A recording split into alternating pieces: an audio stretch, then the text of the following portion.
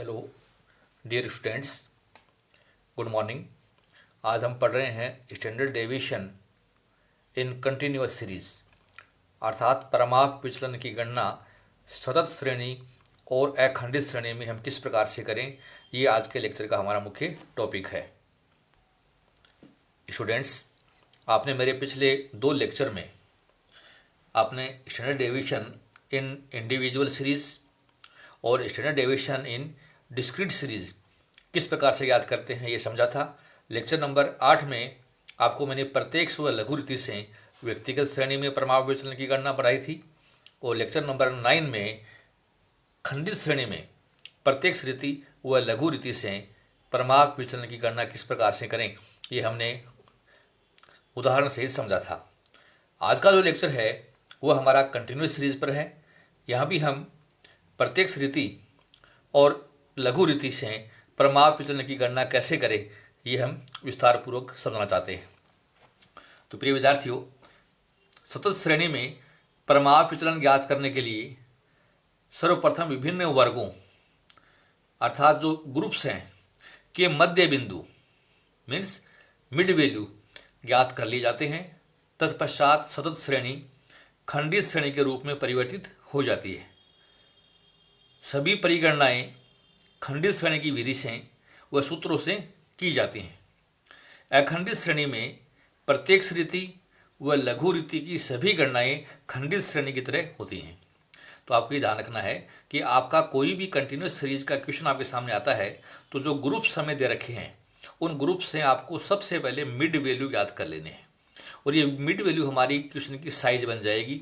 और जैसे mid value निकाले हमने, फ्रीक्वेंसी आपके सामने होंगी, तो कंटिन्यूस सीरीज को हमने कन्वर्ट कर दिया डिस्क्रीट सीरीज में। और डिस्क्रीट सीरीज की जो विधि आपने मेरे कल के सूत्रों में पढ़ी थी, उसी विधि से हमें परमाप विचलन की गणना कर लेनी होती है। परमाप विचलन की गणना करने के लिए कंटिन्यूस सीरीज में हमारे 3 मेथड होते हैं। डायरेक्ट मेथड, दूसरा है शॉर्टकट मेथड, और तीसरा है स्टेप डेविएशन मेथड, जो मैंने आपको संकेतांक के द्वारा समझाए हैं। प्रत्येक रीति की गणनाएं खंडित श्रेणी की तरह करनी है, लघु रीति की गणनाएं भी खंडित श्रेणी की तरह करनी है। स्टेप डेविएशन मेथड खंडित श्रेणी की तरह ही होगा, बस फर्क इतना है कि हमने जो डेविएशन निकाले हैं dx, उसमें हमें क्लास इंटरवल अर्थात आई का भाग देकर याद करना होता है, और हम फॉर्मूले में इसको आई से गुना कर देते हैं। तो हमारे लघु रीति को ही हम एक तरीके से यूँ कहें संशोधित रूप में स्टेप डेविएशन मेथड के नाम से जाना जाता है। परमाप विचलन के फॉर्मूले इस प्रकार से हैं, sigma F d square divide by n का अंडर रूट, यदि हमारा मेथड डायरेक्ट है। यहाँ पर ये जो सिग्मा है इट मीन्स योग से है, एफ हमारी प्रत्येक वर्ग की फ्रीक्वेंसियों को संबंधित डी से गुणा करके, डी के स्क्वायर से गुणा करके उनके योग से है। यहाँ डी का मतलब मैं आपको बता दूँ, डी का मतलब होता है आपका डेविएशन फ्रॉम एक्स बार, अर्थात एक्स बार से आपने जो डेविएशन याद किए हैं वो, तो मैं यहाँ आपको बता दूँ डी मीन्स है एक्स माइनस एक्स बार से। और आपकी अगर खंडित श्रेणी का आपका अगर लघु रीति का सवाल है तो हमें डी एक्स निकालने होते हैं। तो डी एक्स का मतलब है एक्स माइनस ए, अर्थात हमारी जो मिड वैल्यू थी उसमें से एज्यूम बिंदु करा दें तो डी एक्स बन जाता है, और डी एक्स को अगर हम एफ से गुणा कर दिया तो एफ डी एक्स बन गया, ठीक है। और एफ डी एक्स का कॉलम का योग कर दिया तो सिग्मा एफ डी एक्स बन जाता है। एफ डी एक्स को हमने पुनः अगर डी एक्स से गुणा कर दें तो हमारा एफ डी एक्स स्क्वायर हो जाता है। तो मैं यहाँ बता दूँ आपको कि एफ डी एक्स स्क्वायर हमने कैसे ज्ञात किया है। F D x square means है एफ डी एक्स जो आपने ज्ञात किए हैं उनको पुनः है आप डी एक्स से गुणा कर दीजिए तो एफ डी एक्स का स्क्वायर हमें आ जाएगा। तो हमारा पहला फॉर्मूला है डायरेक्ट मेथड के लिए है, दूसरा फॉर्मूला शॉर्टकट मेथड के लिए है, तीसरा स्टेप डेविएशन मेथड के लिए है। यहाँ शब्द यूज किया हमने आई मीन्स यहाँ पर है क्लास इंटरवल, अर्थात हमारी सतत श्रेणी में जो वर्ग अंतराल हैं समान यदि हैं सभी, तभी हम इस मेथड का उपयोग करेंगे, अन्यथा हम सेकंड मेथड का उपयोग करते हैं। ये अपने को ध्यान रखना है। स्टूडेंट्स, एक बात मैं आपको और बताना चाहूँगा, हमें परमाप विचलन की गणना सदैव ही लघु रीति से ही करनी चाहिए, और अगर वर्ग अंतराल समान है तो शॉर्टकट मेथड से करनी चाहिए। अगर हमारा समांतर माध्य और हमारा परमाप विचलन यदि पूर्णांक में आते हैं तब हमारे लिए डायरेक्ट मेथड सरल हो सकता है, लेकिन सामान्यतः ऐसा होता नहीं है। परमाविचलन हमारा दशमलव में आएगा, हमारा समांतर माध्यम दशमलव में आता है, तो जब दशमलव में आ जाता है तो ये मेथड हमारे लिए हार्ड हो जाता है।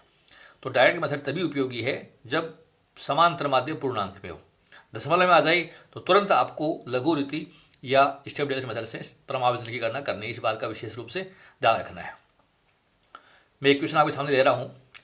Calculate standard deviation and it's coefficient from the following data. आपको परमाणु विचलन व उसके गुणांक की गणना करनी है इन सूचनाओं से। मार्क्स दे रखे हैं आउट ऑफ 10, 0 से 2, 2 से 4, 4 से 6, 6 से 8 और 8 से 10। नंबर ऑफ स्टूडेंट्स दे रखे हमें। पहले ग्रुप की फ्रीक्वेंसी है 2, फिर है 5, फिर 15, फिर 7 और 1। तो स्टूडेंट्स आप देख रहे हैं कि हमारा क्वेश्चन में ग्रुप दे रखे हैं, और जब ग्रुप दे रखे होते हैं तो कंटिन्यूस सीरीज होती है। सामने इनकी फ्रीक्वेंसी दे रखी है, तो कंटिन्यूस सीरीज में हमें परमाणु विचलन व उसके गुणांक की गणना करनी है। तो गुणांक की गणना करने के लिए, परमाणु विचलन की गणना करने के लिए हमें हमारे इस मेथड्स को फॉलो करना है। हमें सबसे पहले इनका मिड वैल्यू निकालना होगा, तो वो x बन जाएगा।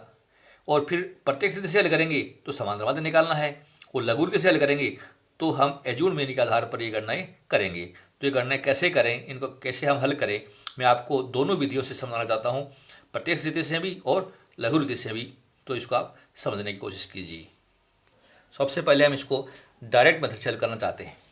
हमारा जो क्वेश्चन था मैंने यहाँ उतार दिया है। ग्रुप्स 0 से 2, 2 से 4, 4 से 6, 6 से 8, 8 से 10।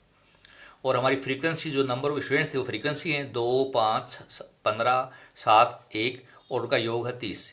और 30 हमारा ये n कहलाएगा, n बराबर 30।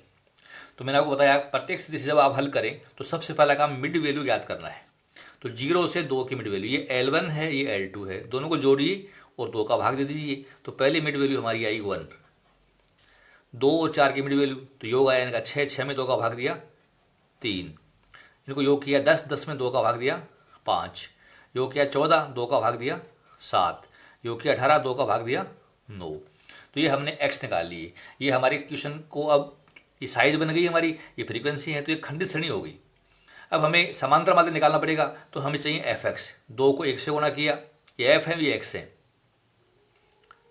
या 2, 5 को 3 से गुणा किया, 15, 15 को 5 से गुणा किया, 75, 7 को 7 से, 49 और 1 को 9 से 9। तो ये संख्याएं हमारी इस प्रकार से आ गई। पहली संख्या आई हमारी 2, फिर आया 15, फिर 75, 49 और 9। आपने इन सब का योग कर दीजिए।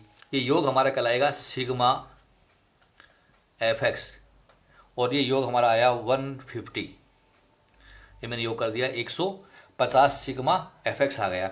अब हम इसे समांतर माध्य की गणना कर सकते हैं।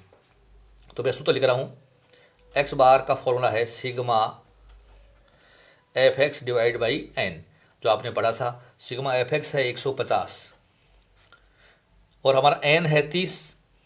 तो 150 में आप 30 का भाग दे दीजिए, तो ये आया 5। हमारा समांतर माध्य 5 है। x बार 5 है, तो मैं यहाँ लिख रहा हूँ x बार बराबर 5।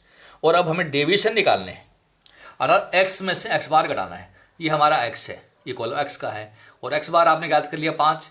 तो प्रत्येक पद में से आप x बार घटाइए। 1 में से घटाया 5, तो ये माइनस के 4।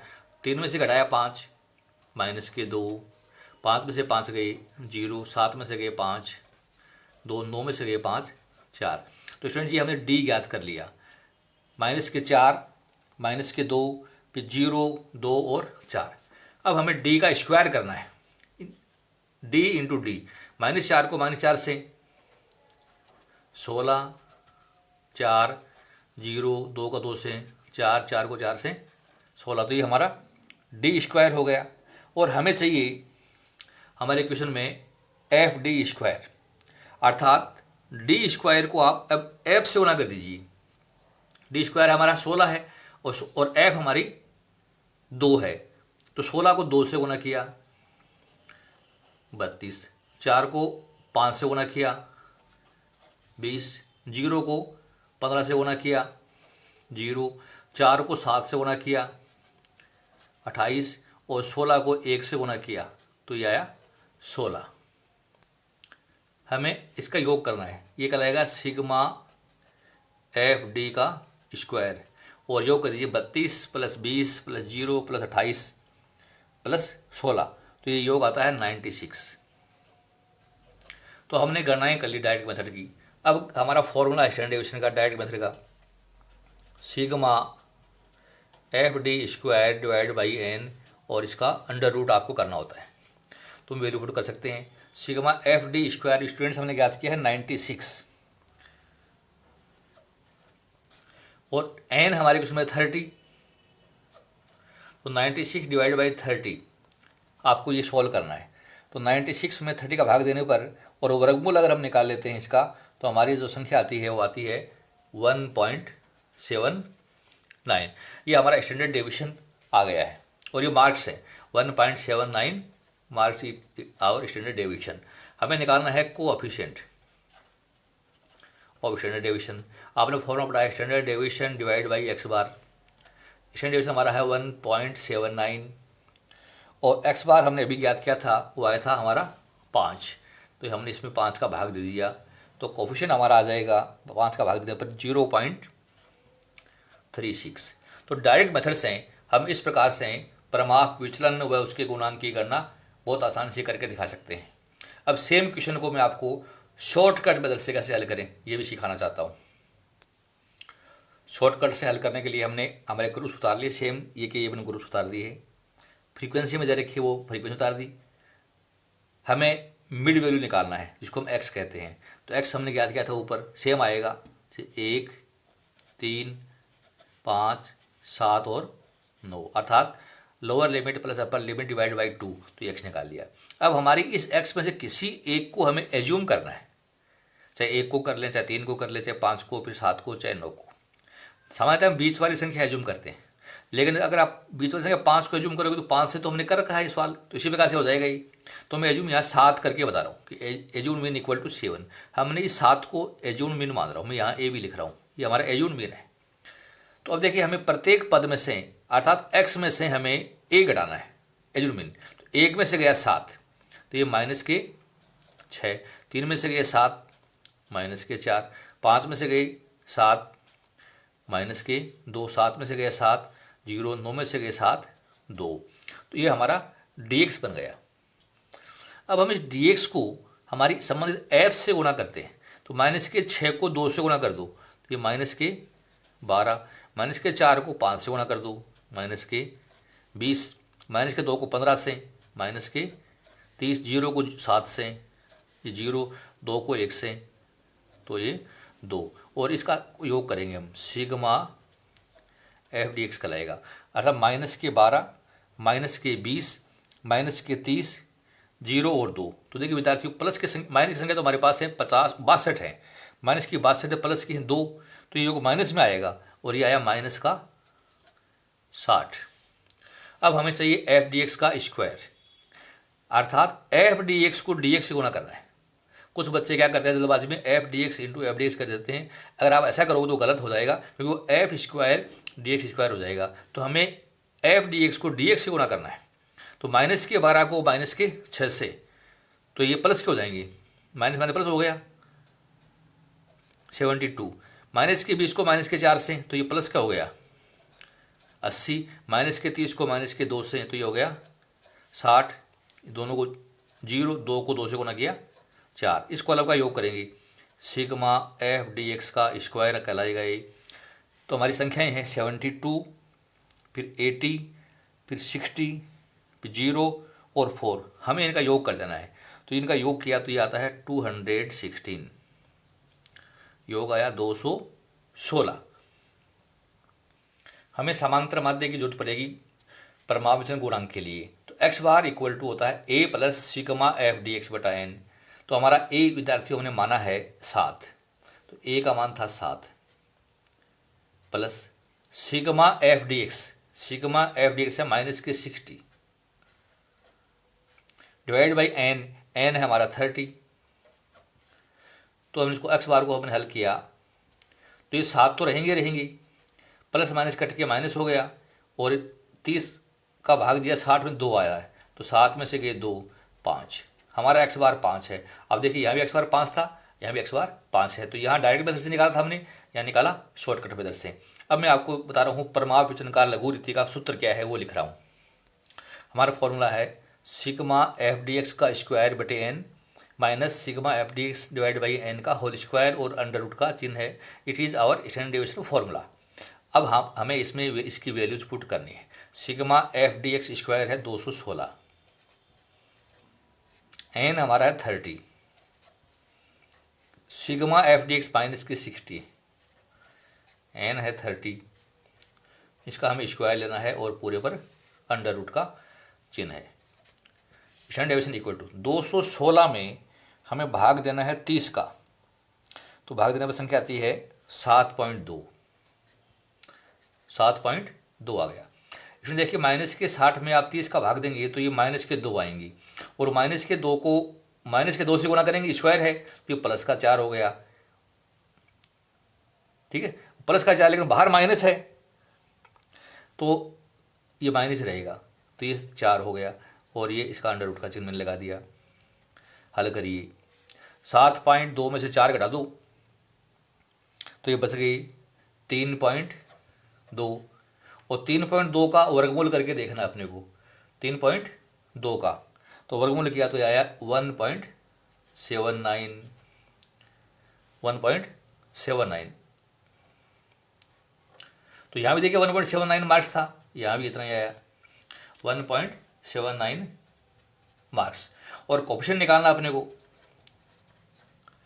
तो सूत्र हमारा वही स्टैंडर्ड डेविएशन बटे एक्स बार। स्टैंडर्ड डेविएशन है आपका 1.79, एक्स बार है हमारा क्वेश्चन में हमने ज्ञात किया है ये 5, और हल किया तो ये आता है 0.36।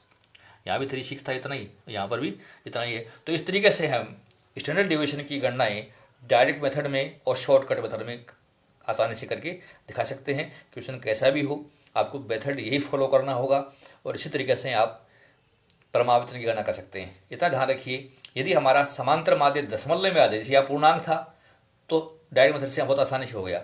अगर ये दशमलव में आ जाए तो स्टूडेंट्स हमें डायरेक्ट मेथड को फॉलो नहीं करना है, शॉर्टकट से हल करेंगे तो गणनाएं और अधिक सरल हो जाएंगी, ये अपने को ध्यान रखना है। आपको परमाणु विचलन यदि समझ में आ गया है कंटिन्यूस सीरीज में कैसे ज्ञात किया जाए, तो मेरे लेक्चर को आप लाइक कीजिए और अपने फ्रेंड्स में इसको आप अधिक से अधिक शेयर कीजिए। लेक्चर आपने सुना, इसके लिए बहुत बहुत धन्यवाद। Thank you so much. अगले लेक्चर में मैं परमाणु विचलन की स्टेप डेविएशन मेथड की गणनाएं कैसे होंगी ये आपको समझाऊंगा। तो मेरा लेक्चर आप कंटिन्यू वॉच करते रहिए, और पसंद आए तो इसको आप लाइक करते रहिए। आपने लेक्चर ध्यान से सुना, बहुत बहुत धन्यवाद। Thank you so much.